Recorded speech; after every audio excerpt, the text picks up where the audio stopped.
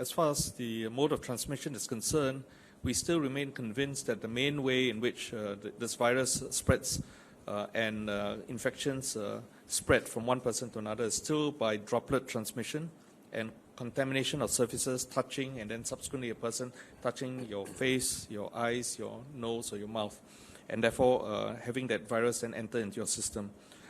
We've looked at the issue of whether or not there were alternative ways this could transmit. Certainly from our local experience, it does not appear to be so. It still requires an element of close contact, physical proximity, and a certain duration of exposure.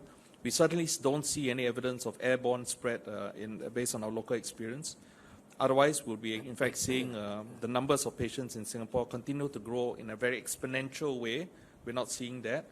And all the cases so far appear to be in relation to that mode of transmission I just described.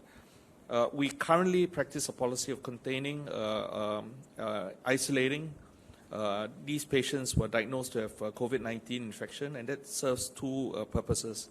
The first of which is because we still are continuing to learn much more about the natural history of this infection, how it affects a person, what the percentages are of people who have mild versus severe infection.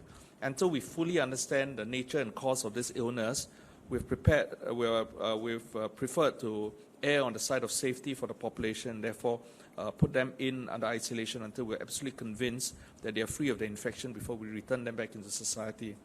However, it's also important for us to understand that as we have a better understanding of this infection, as we better understand, in fact, that a lot of people, in our local experience, up to 80% of people would have, in fact, a very mild cause.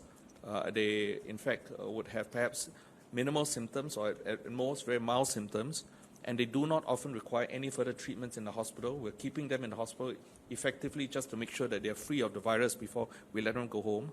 There will come a point in time when we have the confidence to, in fact, then let them go back and rest at home without even needing them to be necessarily isolated in the hospital for long periods of time. It's difficult to tell you when that will occur, but it would be important for us to have a better understanding and confidence of the nature of this illness, how it spreads, how it affects people, before we have that confidence to do so. We do know that in other countries, they are thinking along the same ways, and in fact, it may well be a reality that only very ill patients with COVID-19 in the future might then be admitted to hospital, with the majority staying at home to recover, not different from, in fact, a person with a mild common cold.